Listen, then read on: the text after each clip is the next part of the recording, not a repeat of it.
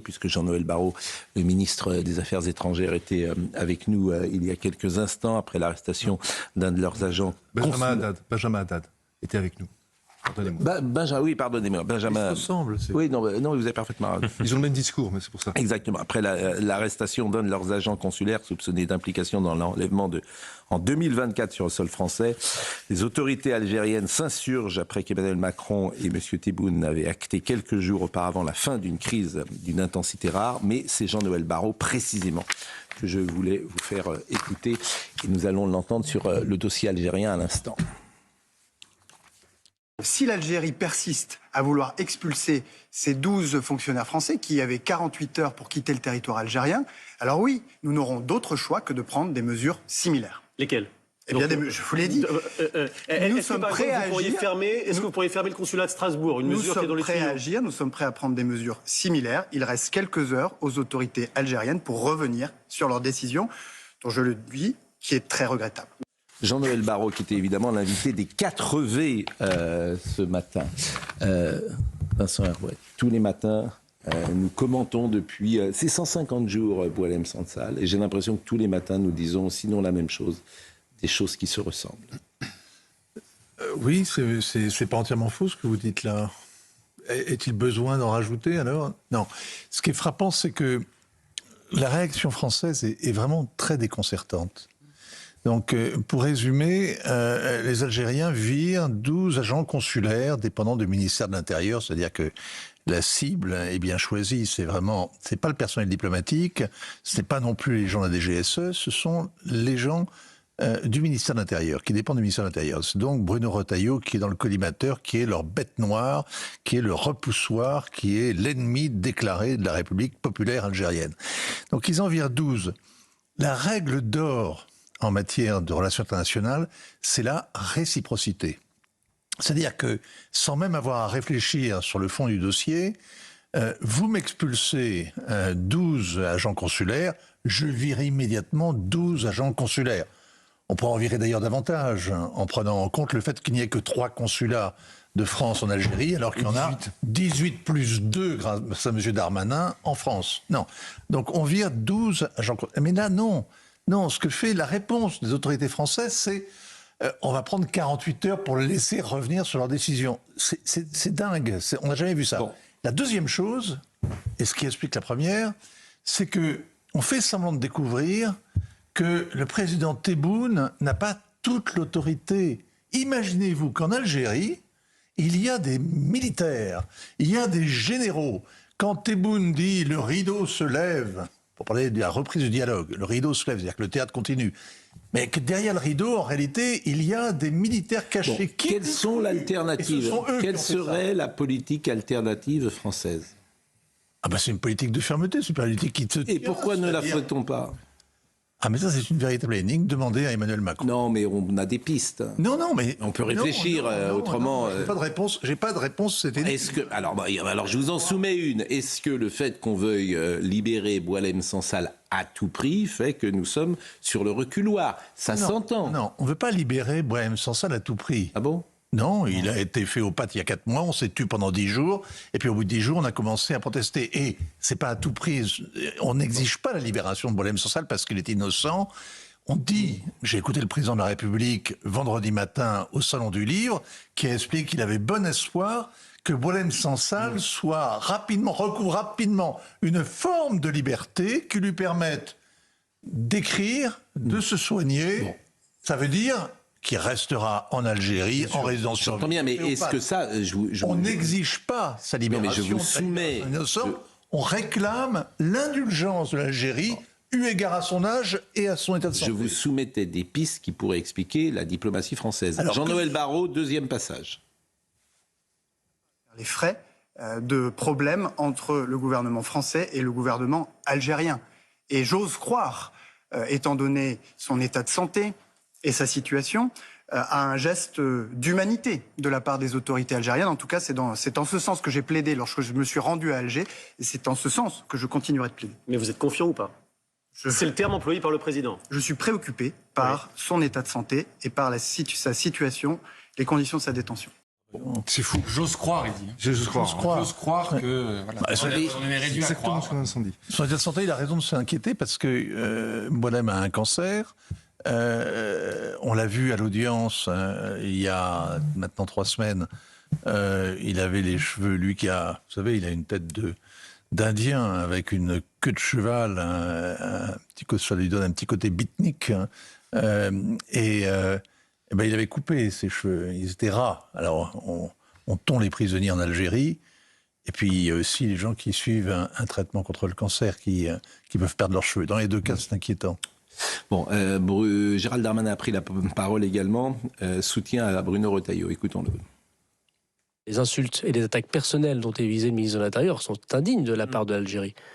On ne peut pas, comme ça, essayer d'abord de nous diviser. On est totalement solidaire avec l'action de Bruno Retailleau et attaquer personnellement un ministre de la République française comme il subit cette campagne. Je vous repose ma question. Un autre élément que je voulais vous faire peut-être écouter, c'est M. Rodwell Charles Rodwell, qui a pris la parole. Charles Rodwell, qui est député pour la République des Yvelines. Exactement. Sur notre plateau ce matin pendant la matinale, et qui lui veut voir le coût des accords de 1968. Il veut vraiment remettre tout ça à plat. Écoutons-le. La majorité présidentielle. Oui. On sait qu'aujourd'hui, la dette accumulée des citoyens algériens, et je parle bien des citoyens algériens, est de plus de 40 millions d'euros auprès de l'AP-HP, donc les hôpitaux de Paris. Il y a aussi des centaines de milliers d'Algériens, 46%, qui sont inactifs sur le territoire français et qui ont pu rentrer sur le territoire français par ce biais préférentiel que constituent ces accords. Notre objectif, c'est 1, d'évaluer précisément les coûts de cet accord, et de 2, de proposer, dans le cadre de la riposte graduée, des mesures à prendre pour restreindre et, nous l'espérons, pour abroger ces accords de 1968 entre la France et l'Algérie. Charlotte Dornelas, un commentaire. Peut-être la diplomatie paillasson, en fait, ça ne marche jamais.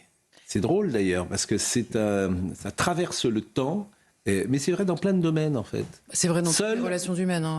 Oui, oui, seul le rapport de force compte, et seule la fermeté, finalement, est efficace. Oui, non, mais c'est surtout la réciprocité. Et quand je dis le rapport de force ne gère pas toutes les relations humaines, c'est pas ça que je voulais dire. Mais simplement, être un paillasson de manière générale, en général, ça fonctionne assez moyennement. Enfin, on a des conséquences qui sont pas nécessairement voulues. Mais moi, je suis d'accord, ça devient illisible surtout. Au début, on pensait que c'était simplement de la faiblesse. Après, ils nous ont expliqué que c'était ils nous ont laissé entendre que c'était plus ou moins de la ruse. En effet, on voit bien qu'à la fin, ni le cas de Boualem Sansal, ni le cas de la France et des conséquences que ça a pour la France, que ce soit sur le terrain diplomatique ou même, donc sur la question de la sécurité des ressortissants qui ne repartent pas, ou sur la question de l'immigration tout court. Parce que c'est la question qui est finalement noyée à la fin. On a l'impression que ce sujet n'existe plus dans la tête de nos représentants. Et par ailleurs, Gérald Darmanin, qui soutient probablement de bonne foi, lui, Bruno Retailleau, nous dit « Nous sommes parfaitement solidaires de la politique menée par le ministre de l'Intérieur ». Pardonnez-moi, dans le gouvernement, ça saute pas aux yeux. C'est pas vrai de tout le monde ne tient pas le même discours que Bruno Retailleau, et c'est d'ailleurs plus lui qui gère le dossier. Alors pour des raisons qu'on peut imaginer, c'est-à-dire que comme c'est un épouvantail pour l'Algérie, on peut imaginer que ce soit une tactique. Parce qu'il est plus ferme, oui, mais on peut imaginer que pour des raisons tactiques, c'est... La question aujourd'hui, c'est celle du maintien de Thomas Bonnet. Bruno Retailleau au gouvernement. Le communiqué hier de l'Algérie, c'est une page entière sur Bruno Retailleau. En clair. Oui, on veut la peau de Retailleau, c'est ce que j'ai dit tout à l'heure. C'est ça. La question, c'est est-ce qu'on peut régler la crise avec l'Algérie en conservant Bruno Retailleau au gouvernement? Ça, c'est une véritable question. Je n'exclus pas totalement qu'Emmanuel Macron puisse céder. Vous la posez très clairement. Et Bruno Retailleau est invité ce soir de CNews. J'ai hâte d'entendre son... Vous la posez très clairement. L'Algérie veut composer le gouvernement français, veut dire qui est ministre et qui n'est pas ministre. C'est-à-dire que lorsqu'on parle de riposte graduée, c'est pas la riposte graduée Joseph Massescaron. C'est pas la riposte graduée française, c'est la riposte graduée algérienne pour l'instant. C'est celle que je vois.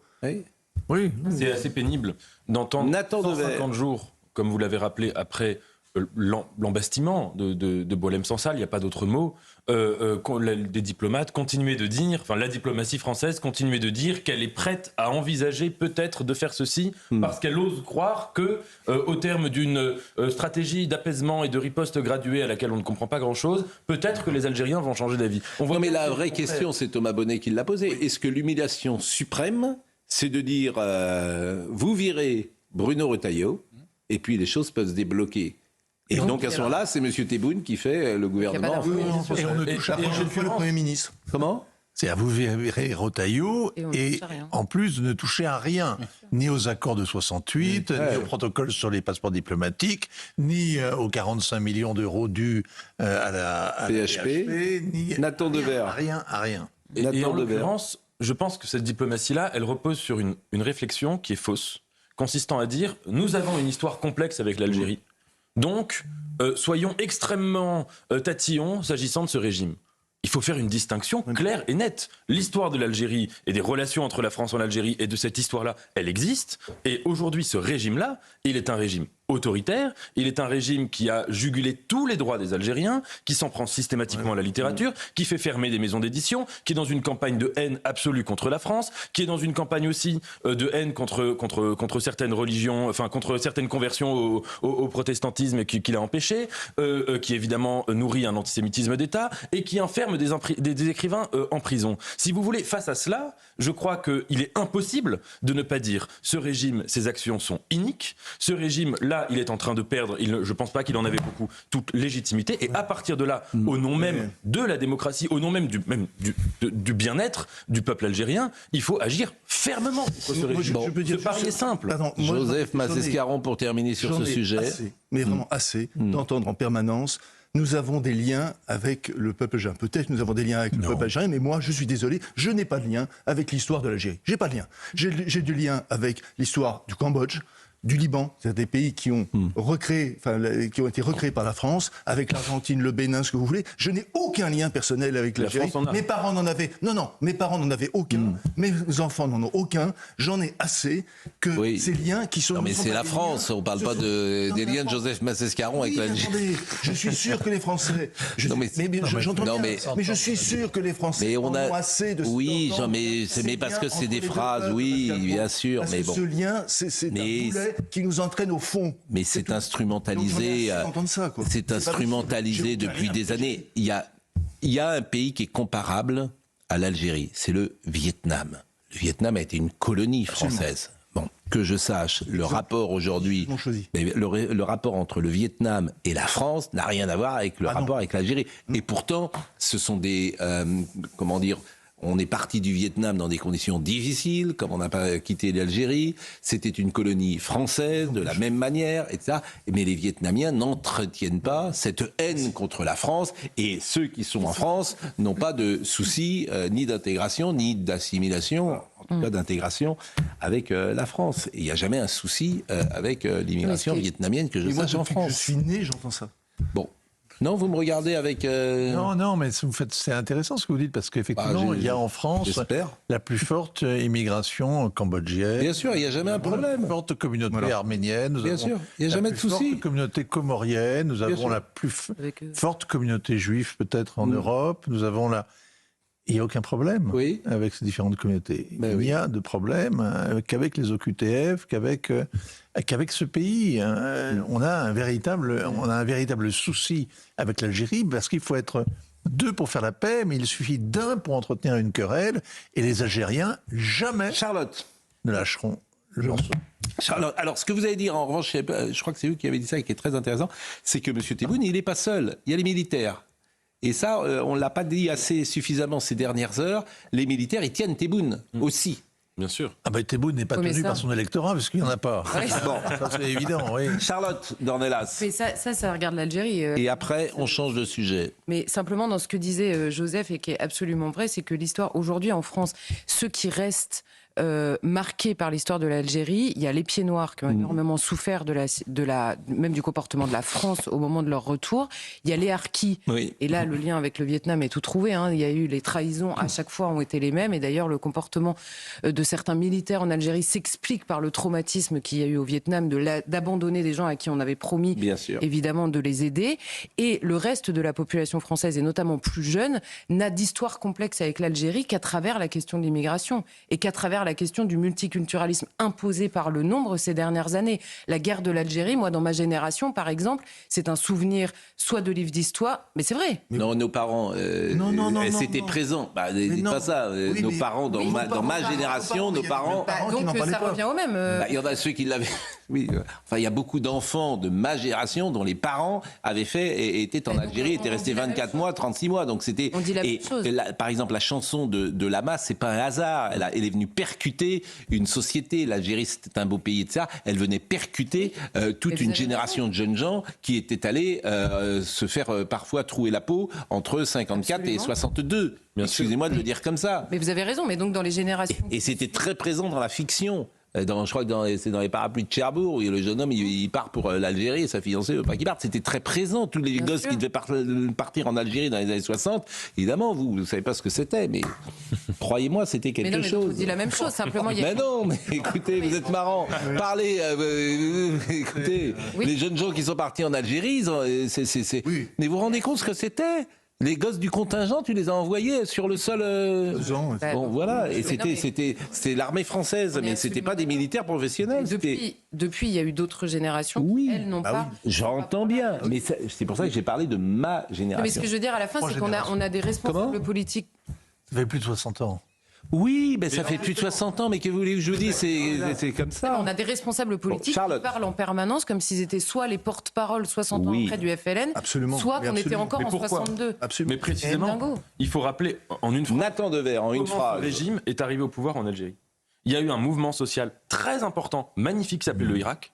La jeunesse algérienne demandait de tourner la page de cette instrumentalisation de la guerre d'Algérie, demandait notamment d'avoir un avenir sur son territoire et pas de l'autre côté de la Méditerranée. Ce régime est arrivé en jugulant le Irak. Donc évidemment, il a une rationalité. Il a tout intérêt à réveiller le sentiment nationaliste anti-français pour pouvoir asseoir son autorité qui manque de légitimité. Donc ils sont rationnels, nous devons aussi l'être. Et puis je sais qu'ils interviennent dans les affaires françaises, quoi. Moi, ce que je demande, c'est que la Kabylie soit indépendante, et puis voilà. Voilà mon voisin qui a franchi une ligne rouge. Bon, qu'est-ce que vous faites vous êtes en train de... C'est le nom que donnait Boualem Sansal au ministère du mensonge dans l'Abistance, le ministère des archives, de la mémoire tronquée, je ne sais plus quoi. Bon, autre sujet du jour. Autre sujet du jour, puisqu'il reste déjà 2 minutes, on va entendre le carillon dans une seconde. C'est les prisons. On construit des prisons, donc c'est formidable. On a mis le temps et on va faire des prisons préfabriquées. Donc c'est déjà bien, c'est mieux que rien. Il faut 7 ans pour faire une prison. Mais là, ça va aller vite. Visiblement, ils ont pris les plans chez M. Bukele. Je vous propose d'écouter Tanguy Hamon. Vous rêvez la nuit ou pas de M. Bukele? Non, mais j'en rêve pas la nuit. J'en rêve pas du tout. Monsieur Bukele, non, je suis pas allé au Salvador ces dernières heures, mais bon. Mais je vous montrerai des images tout à l'heure de prisonniers qui ont été expulsés par les États-Unis. C'est assez efficace comme système. Donc je vous propose d'écouter. Comment ? Ce qui me concerne, c'est dissuasif. Oui, et attention, c'est pas des voleurs de pommes qu'on met dans les prisons, c'est des criminels qui ont tué, des innocents. Et les théoristes, ils disent qu'il y a une marge d'erreur de 10%. Oui, enfin... c'est la vie. Bon, mais alors, Vincent Hervé, ça vous intéresse plus du tout, notre émission. Vous arrivez en retard, vous écoutez votre truc, vous êtes sur votre portable. En fait, vous avez une très belle cravate. Oui, je suis d'accord avec vous, mais essayez d'être concentré quand même. Je veux dire, franchement... Bon.